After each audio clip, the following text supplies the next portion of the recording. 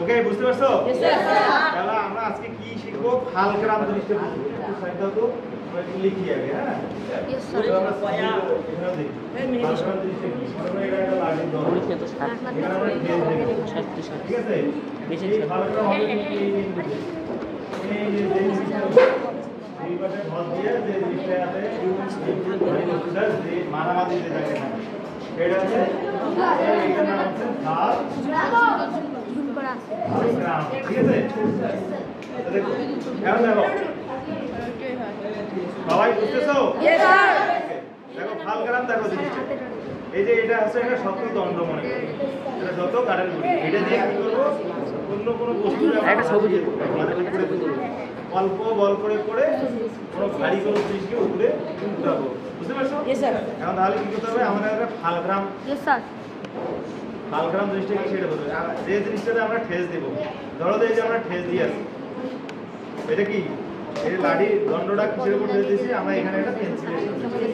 এখন আমরা কি করতে পারি? ইট এখানে নিচে দিতে পারি, অথবা পাথর দিতে পারি, অথবা আমাদের বাসায় যে খুঁটি লাগানোর জন্য যে আমাদের উন বলি, গ্রামের ভাষায় যে উন বলে, তাই না? ওইটা দিতে পারি, ওইটা দিয়ে তার উপরে লাঠি দিই। আমরা এখানে সহজে হাতের কাছে যেটা পাওয়া যায় সেটা দিয়ে তৈরি করি, সহজে যাতে বোঝা যায়। ওকে, এইটা হচ্ছে সেই শক্ত দণ্ড। এই শক্তটা আমরা ইটের পাথরে ঠেস দেবো। এই যে বলবো এটি পাথর মনে, এই পাথরের উপরে ঠেস দেওয়ার পর এই ভারী বস্তুটা, এই শক্ত দণ্ডটা যে বিন্দুটাতে এরকম দুই পাশে ভার সমান হয়ে থাকে, যে বিন্দুটাতে, তাহলে বিন্দুটা বলতে কি এই স্কেলটার দেখা যায় এই পাশেও ভার সমান, এই পাশেও ভার সমান, দেখি ভারসাম্য রক্ষা করতেছে কি এই ফালগ্রাম। বুঝতে পারছো? এই ফালগ্রামের যদি ছেড়ে দাও, যদি এই পাশে ভার মানে ভার যদি বেশি হয়, ভার মানে ওজন যদি বেশি হয় সেটা কি হবে? এইদিকে পড়বে। আবার ওজন যদি এই পাশে বেশি হয় তাহলে কি এইদিকে হবে? বুঝতে পারছো? তারপরে এই ফালগ্রামটাই হচ্ছে এই ভারযুক্ত বস্তুটা, এই শক্ত দণ্ডটাকে দুই পাশে তার ভার রক্ষা করতেছে। বুঝতে পারছো? তাহলে বলতে পারি ওরা একটা শক্ত দণ্ড, যে বস্তুটার উপরে আমরা ঠেস দিয়ে রাখি। ঠেস দেওয়ার পর ওই শক্ত দণ্ডটি যে বিন্দুটাতে উভয় পাশে উঠানামা করতে পারে। দেখো এই পাশে এই যে নামলো, আবার এই পাশে উঠলো, কোন বিন্দুতে? এই যে এইখান থেকে ফালগ্রামের মতো, এই বিন্দুটাকে বলা হয় ফালগ্রাম। বুঝতে পারছো? যদি মোটা হইতো তাহলে এই যে এরকম আছে। তখন কি হতো? যে বস্তুটা আমরা তুলবো ওই বস্তুটার ভিতরে এটা দেবো, যার ফলে এটা যদি আস্তে করে অল্প বল করে করি তাহলে দেখা যাবে ওখানে যে বস্তুটা আছে সেটা আস্তে আস্তে সহজ হয়ে যাবে। বুঝতে পারছো? তাহলে এই পাশে একটা ভার থাকে, এই পাশে একটা ভার থাকে। তাহলে ভার বাহুর দৈর্ঘ্য আর বল বাহুর দৈর্ঘ্য কি এটা দিয়েও বলতে হবে। এই যে ফালগ্রাম, এখানে একটা ভার দিলাম, কি দিলাম? ভার মানে একটা ওজন দিয়েছে, কোনো একটা বস্তু তুলে দিয়েছে বা ওজন করতে দিয়েছে। তাহলে এই ফালগ্রাম থেকে ওই ভার যেখানে ফালগ্রাম থেকে ওই ভার পর্যন্ত যে দূরত্ব তাকে বলা হবে ভার বাহুর দৈর্ঘ্য। আবার ওই যে বস্তুটা ঝুলে দিয়েছে ওটা যদি তুলতে চাই তাহলে এখানে আমার বল প্রয়োগ করতে হবে না? এই পাশে বল প্রয়োগ করতে হবে। আমি বল প্রয়োগ করলে কি আস্তে আস্তে এখানে এরকম হবে, তখন কি ভারটা আস্তে আস্তে উঠে উঠবে। কথা বুঝতেছো? এই বিন্দু থেকে এই বিন্দু পর্যন্ত যে দূরত্ব, আমরা এখানে বল প্রয়োগ করছি না, বল তো এইদিকে প্রয়োগ করে দিই, বল এই পাশে প্রয়োগ করছি। কথা বুঝতে পারছো?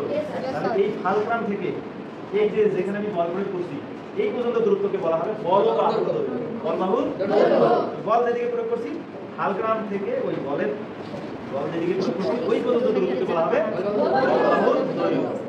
এই পরিমাণ দৈর্ঘ্য কি বলবো? আর এই ফালগ্রাম থেকে যেখানে বস্তুটাকে দিয়েছি বা ভার যেখানে বসছিলাম, তাহলে এই ফালগ্রাম থেকে ওই ভার পর্যন্ত দূরত্ব আমরা জানি কোনো একটা যন্ত্রের যদি যান্ত্রিক সুবিধা বের করতে চাই, যান্ত্রিক সুবিধা বের করতে গেলে বস্তুর ভারকে, ভার মানে ওজনকে কতটুকু বল দিলাম, মানে প্রযুক্ত বল দিয়ে ভাগ করলে ওই যন্ত্র থেকে আমি কি পরিমাণ যান্ত্রিক সুবিধা পাচ্ছি। যান্ত্রিক সুবিধার সূত্র কি? সবাই এখন যে বসো। Thank you very much. আস্তে আস্তে লিভার আছে এক ধরনের, আমরা কিন্তু সেই ষড়যন্ত্র করি, মানে এটাকে বলা হয় লিভার। তাই বলে আমাদের ভিতরে, আমাদের বডির ভিতরে যে লিভার আছে ওই লিভার না, এটা হচ্ছে ষড়যন্ত্র। লিভার হচ্ছে এক ধরনের লিভার হচ্ছে কি একটা শক্ত যন্ত্রকে যদি কোনো কিছুর উপর ঠেস দিই, দিয়ে কোনো ভারী বস্তুকে তুলি যে যন্ত্রটার সাথে, সেটাকে বলা হয় লিভার। দেখো এটা আমরা লিভার বলতে পারি। এটা কি লিভার? এটা হচ্ছে একটা লিভার। এই যে এই লিভারের যান্ত্রিক সুবিধার সূত্র হচ্ছে, যান্ত্রিক সুবিধার সমান আমরা বলি ভার ভাগ কি প্রযুক্ত, ভার ভাগ প্রযুক্ত বল। ভাগ প্রদত্ত বল।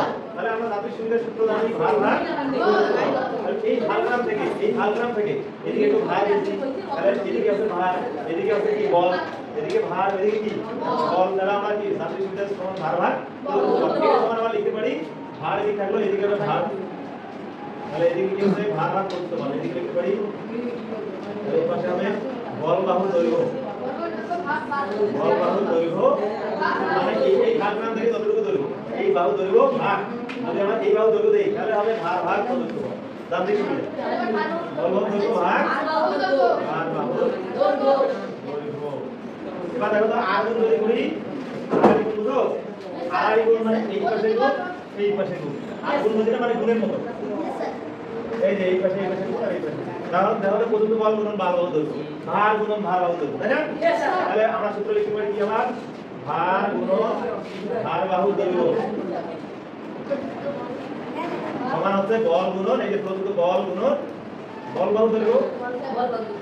বুঝতে পারছো? এটা একটা সূত্র, এই সূত্রগুলো মনে রাখবে। এই ধরনের এমসিকিউ আসবে, সৃজনশীল আসবে। বুঝতে পারছো? আর তোমাদের বাড়ির কাছে কি থাকলো, এগুলো করবে প্লাস বাড়িতে যে একটা লিভার তৈরি করে নিয়ে আসবে। দেখো আমি এখানে আমাকে দেখাবে আগামী ক্লাসে কে কত সুন্দর লিভার তৈরি করতে পারে, তোমাদের সেটা আমি দেখাবো। আজকে এই পর্যন্ত, হ্যাঁ সবাই ভালো থাকবে। কি নাম? হৃদয়। আজকে ক্যামেরাতে সার্বিকভাবে সহযোগিতা করছে হৃদয়, মোত্তাকিন ইসলাম। তোমাদেরকে অসংখ্য ধন্যবাদ।